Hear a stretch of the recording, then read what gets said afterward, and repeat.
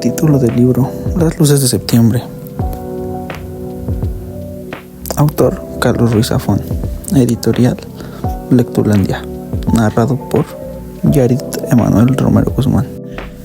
Capítulo 5, parte 2. Un castillo entre las bromas.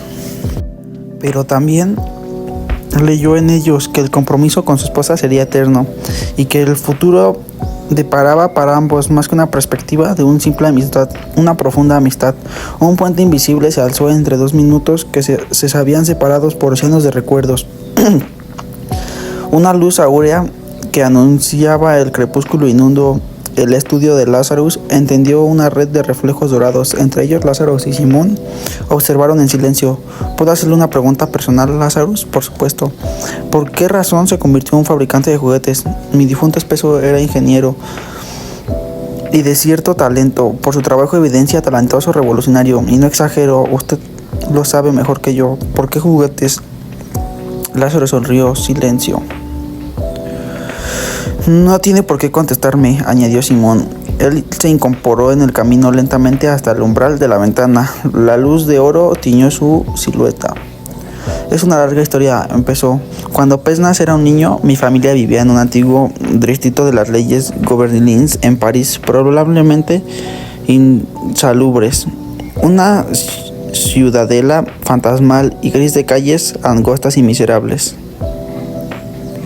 En aquellos días, sí cabe, la situación estaba incluso mucho más deteriorada de lo que usted podía recordar.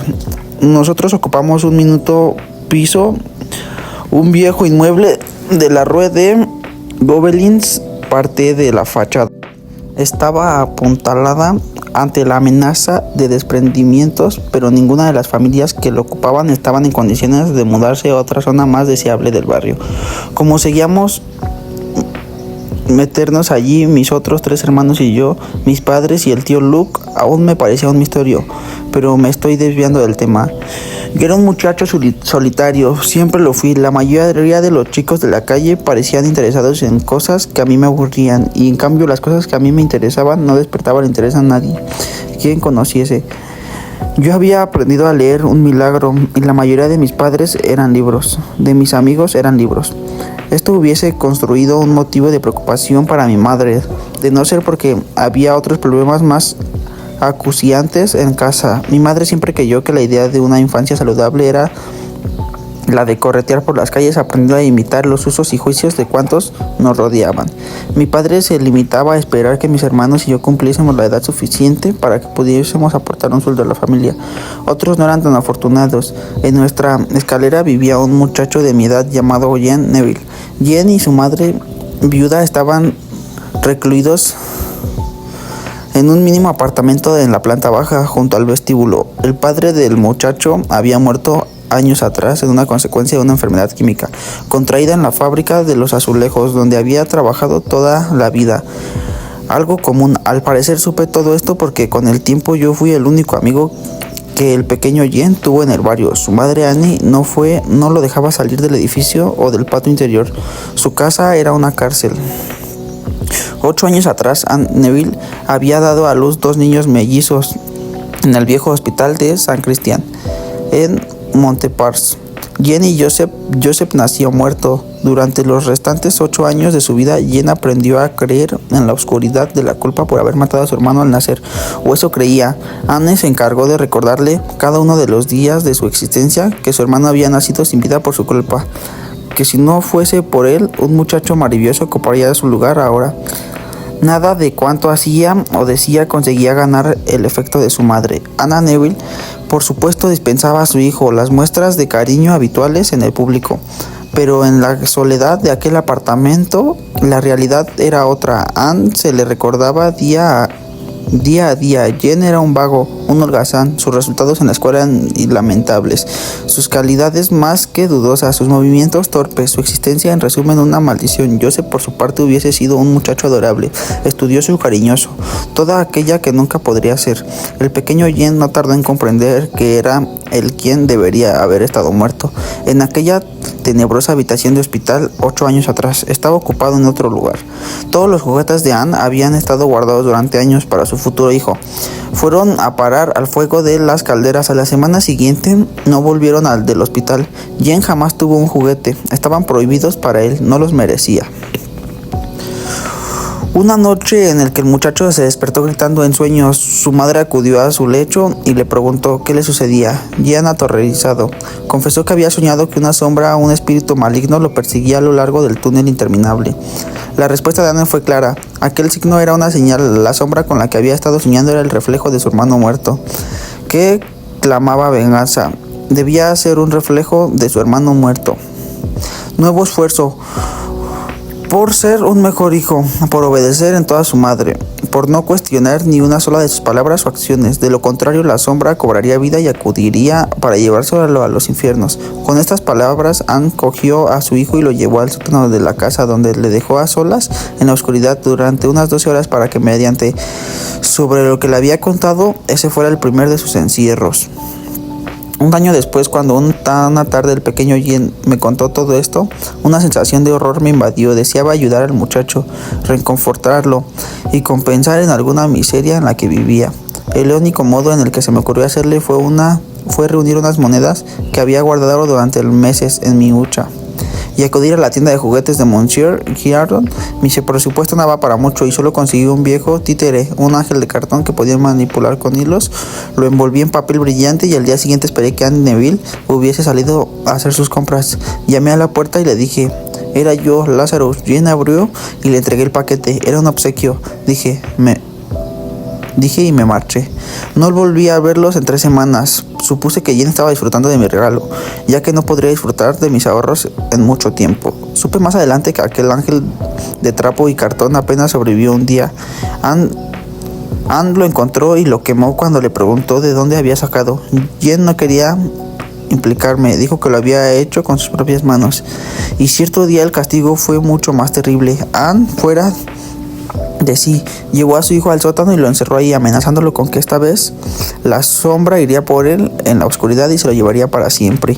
Jen Neville pasó ahí una semana entera. Su madre se había complicado un altercado en el mercado de los Reyes y la policía la encerró junto con otros tantos en una celda comunal. Cuando la soltaron, estuvo vagando por las calles durante días. A su regreso encontró la casa vacía y la puerta del sótano atracada. Unos vecinos le ayudaron a derribarla. El sótano estaba desierto, no había señal de Jen por ninguna parte. Lazarus hizo una pausa. Simón guardó silencio. Esperó a que el fabricante de juguetes finalizara su relato. Nadie volvió a ver a Jen Neville en el barrio. La mayoría de quienes tuvieron conocimiento de la historia supusieron que el muchacho había huido por alguna trampilla del sótano y había puesto tanta distancia entre él y su madre como había podido. Supongo que es lo que sucedió, aunque si le hubiese preguntado a usted, a su madre, que pasó semanas, meses llorando desconsoladamente la pérdida del muchacho, estoy seguro le hubiese dicho que la sombra no había llegado y se lo había llevado. Le he dicho antes, yo fui probablemente el único amigo de Jen Neville. Sería más justo decir que fue al revés. Él fue mi único amigo. Años más tarde me prometí que si estaba en mi mano, jamás ningún niño quedaría privado de su juguete. Ningún niño volvería a vivir la pesadilla que atormentó la infancia de mi amigo. Todavía hoy me pregunto dónde estará, si vive todavía. Supongo que le puede parecer una explicación un tanto extraña. En absoluto, respondió ella, su rostro camuflado en las sombras. Simón salió a la luz y embozó una amplia sonrisa para recibir a Lazarus. Se hace tarde, dijo suavemente. El fabricante de juguetes, debo de ir a ver a mi esposa. Simón asintió. Gracias por su compañía. Mándame suave, dijo Lazarus. Ella observó partir y respiró profundamente la soledad trazada hace años laberintos. El sol empezaba a declinar sobre la bahía y las lentes del faro destilaban destellos de ámbar y escarlata sobre el mar. La brisa era ahora más fresca y el cielo se teñía de azul claro, surcando por algunas nubes que viajaban perdidas, como cepelines de algodón blanco. Irene yacía ligeramente apoyada contra el hombro de Ismael, en silencio. El muchacho dejó que uno de sus brazos la rodease lentamente. Ella alzó los ojos, sus labios estaban entreabiertos y temblaban imperceptiblemente. Ismael sintió un cosquilleo en el estómago y oyó un extraño repiqueteo en sus oídos. Era su propio corazón, martillando toda la velocidad paulatinamente. Los labios de ambos se aproximaron con timidez. Irene cerró los ojos, ahora o nunca. Parecía susurrar una voz dentro de Ismael. El muchacho optó por la opción ahora y dejó que su boca acariciase de Irene. Los siguientes 10 segundos duraron 10 años. Más tarde, cuando ambos sintieron que ya no existía una frontera entre ellos, que cada mirada y cada gesto era una palabra del lenguaje que solo ellos podían comprender, Irene e Ismael permanecieron abrazados en el silencio en lo alto del faro. Si hubiese dependido de ellos, habrían seguido ahí hasta el día del juicio. ¿Dónde te gustaría estar dentro de 10 años? Preguntó Irene de improviso. Ismael se me paró a meditar a la respuesta. No era fácil. Menuda pregunta, no lo sé. ¿Qué es lo que te gustaría hacer? ¿Seguir los pasos de tu tío en el barco? No creo que fuese una idea. ¿Qué entonces? Insistió ella. No sé, supongo que es una tontería. ¿Qué es una tontería? Ismael se sumió en un largo silencio. Irene esperó pacientemente. Cereales para la radio. Me gustaría escribir cereales para la radio, afirmó finalmente. Yo lo había soltado. Irene le sonrió otra vez, aquella sonrisa indefinible y misteriosa. ¿Qué clase de cereales? Ismael observó curiosamente. No había hablado de ese tema con nadie y no se sentía en un terreno seguro al hacerlo. Tal vez lo mejor era plegar velas y volver al puerto. De misterio contestó finalmente dudando. Pensaba que no creías en los misterios. No hace falta creerlos para escribir sobre ellos, replicó Ismael. Hace tiempo que colecciono recortes sobre un individuo que hace seriales de radio. Se llama Orson Welles. Tal vez podrían intentar trabajar con él. ¿Orson Welles? No he oído hablar de él, pero supongo que no sería una persona accesible. ¿Tienes alguna idea ya? Ismael asintió vagamente. Tienes que prometerme que no se lo contarás a nadie. La muchacha alzó la mano solemnemente. La actitud de Ismael le parecía infantil, pero el asunto la intrigaba. Sígueme. Ismael la condujo de vuelta a la vivienda del faro. Una vez allí, el chico se acercó a un cofre que reposaba en uno de los rincones y le abrió sus ojos. Brillaban de excitación. La primera vez que vine aquí estuve buceando y descubrí los restos del bote en el que se supone que se ahogó aquella mujer hace 20 años, dijo en tono enigmático. ¿Te acuerdas de la historia que te conté? Las luces de septiembre, la dama misteriosa perdida en la tormenta, recitó Irene. Exacto, adivina qué encontré entre los restos del bote. Es que Ismael indujo las manos en el cofre y extrajo un pequeño libro encuadernado en piel, cobijado por una especie de caja metálica apenas del tamaño de una pitillera. El agua ha borrado algunas de las páginas, pero todavía hay fragmentos que pueden leerse. ¿Un libro?, preguntó Irene, integrada. No es un libro cualquiera, aclaró él. Es un diario, su diario, el Quianios. Zarpó de vuelta a la casa del cabo poco antes del crepúsculo. Un campo de estrellas se extendía sobre el manto azul que cubrió la bahía y la esfera sagrada del sol se sumergía lentamente en el horizonte, como un disco de hierro candente. Irene observaba el silencio a Ismael mientras piloteaba el velero. El muchacho le sonrió y siguió con la mirada en las velas. Atento a la dirección del viento que se despertaba a la poniente. Antes que a él, Irene había besado a 2 chicos. El primero, el hermano de una de sus amigas en el colegio. Fue nomás un experimento que otra cosa. Quería saber qué se sentía al hacer aquello. No le había parecido una gran cosa. El segundo, Gerard, estaba más asustado que ella, y la experiencia no había disipado sus sospechas acerca del tema. Besar a Ismael había sido diferente. Había sido una especie de corriente eléctrica recorriendo su cuerpo, rozar sus labios. Su tacto era diferente, su olor era diferente, todo era diferente. ¿En qué estás pensando?, le preguntó esta vez a ella Ismael, integrando ante su semblante meditabundo. Irene compuso un gesto enigmático alzando una ceja.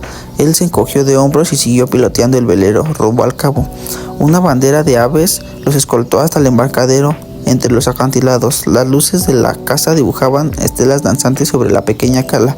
A los reflejos del pueblo trazaban un ascendente de estrellas sobre el mar. Ya es de noche, observó Irene con cierta preocupación. No te pasará nada, ¿verdad? Ismael sonrió. El Quianios se sabe el camino de la memoria. No me pasará nada. El velero se posó suavemente contra el embarcadero. Los granizados de las aves en los acantilados formaban un eco lejano. Una franja de azul oscuro coronaba ahora la línea incandescente del crepúsculo sobre el horizonte, y la luna sonreía entre las nubes. Bueno, se hace tarde, empezó Irene. Sí, la chica saltó a la tierra. Me llevó el diario, prometió cuidarla. Ismael asintió a su vez. Irene dejó escapar una pequeña risa nerviosa. Buenas noches. Ambos se miraron en la penumbra. Buenas noches, Irene. Ismael soltó las amarras. Había pensado ir a la laguna mañana, tal vez te gustaría venir. Ella asintió. La corriente se llevaba el velero. Te recogeré aquí. La silueta de Kairos se desvaneció en la oscuridad. Irene permaneció ahí viéndolo partir, hasta que la negrura de la noche lo hubo engullido completamente. Luego 2 palmos por encima del suelo se apresuraban hacia la casa del cabo. Su madre esperaba en el porche, sentada en la oscuridad. No hacía falta un diploma en el que ingeniería óptica para adivinar que Simón había visto y oído el episodio completo en el embarcadero. ¿Qué tal tu día?, preguntó Irene. Tragó saliva. Su madre sonrió picaradamente. ¿Puedes contármelo? Irene se sentó junto a su madre, dejando abrazar por ella. ¿Y el tuyo?, preguntó la muchacha. ¿Qué tal te ha ido a ti? Simón dejó escapar un suspiro recordando la tarde en compañía de Lazarus. Abrazó en silencio a su hija y sonrió para sí. Un día extraño, Irene, supongo. Me hago mayor, qué tontería. La joven miró en los ojos de su madre. Algo va mal, mamá. Simón sonrió débilmente y negó el silencio. Echo de menos a tu padre, respondió finalmente, mientras una lágrima se deslizaba sobre su mejilla, hasta sus labios. Papá se fue, dijo Irene. Tienes que dejarlo ir. No sé si quiero dejarlo ir. Irene le estrechó en sus brazos y oyó cómo Simón derramaba sus lágrimas en la oscuridad.